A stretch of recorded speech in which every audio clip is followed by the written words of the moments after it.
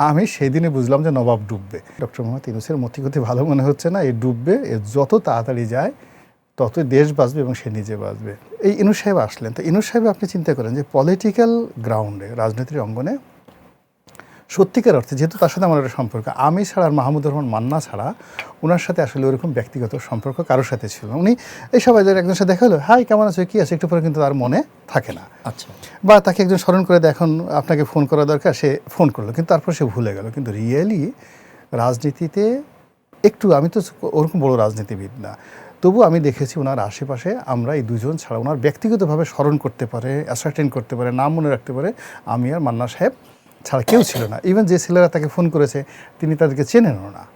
তা একটা ধারণা ছিল যে উনি 8 তারিখে যখন প্রস্তাব পেয়েছে উনি সবার আগে ফোন করবেন আমাকে বা মান্না ভাইকে, আমাদের দুজনের কাউকে ফোন করেনি। তখন আমার মনে হচ্ছে যে এটা ডুববে, ফার্স্ট এটা ডুববে, কোনো রিজন নাই। বিকজ যখন আপনার গুড টাইম আসে, ওনার যখন জামিন দরকার ছিল, ওনার যখন প্রয়োজন দরকার ছিল, উনি যাদের কাছে গেছেন, ওনাকে যারা সহযোগিতা করেছেন, ওনার বিপদের দিনে যারা বন্ধু, ওনার সুসময় তো তাদের সাথে পরামর্শ করবে, উনি সেটা না করে সোজা এসে বাংলার নবাব, বাংলা বিহার উড়িষ্যার নবাব এসে বসছে। আমি সেই দিনে বুঝলাম যে নবাব ডুববে। ডোবার পরে আমার মনে আছে যে আগস্ট মাসের 11 তারিখে আমি চ্যানেল আইতে একটা অনুষ্ঠান করেছিলাম। আমি বললাম যে ডক্টর মোহাম্মদ ইউনূসের মতিগতি ভালো মনে হচ্ছে না, এই ডুববে, এ যত তাড়াতাড়ি যায় ততই দেশ বাঁচবে এবং সে নিজে বাঁচবে।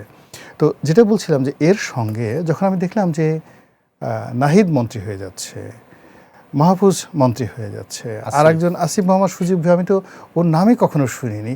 মানে এরকম অদ্ভুত অদ্ভুত যে বিষয়গুলো আপনি দেখবেন যে আমাদের যে বিএনপিরও এখন যে সমস্যাগুলো আছে, অনেকগুলো লোক বড় বড় মন্ত্রণালয় পেয়েছে যেগুলোকে আমরা চিনি না। তারা যেভাবে দৌড়াদৌড়ি করছে দেখে আমাদের মেজাজ গরম হয়ে যাচ্ছে, কেন আমরা তো এর জন্য আমাদের স্যাক্রিফাইস হচ্ছে।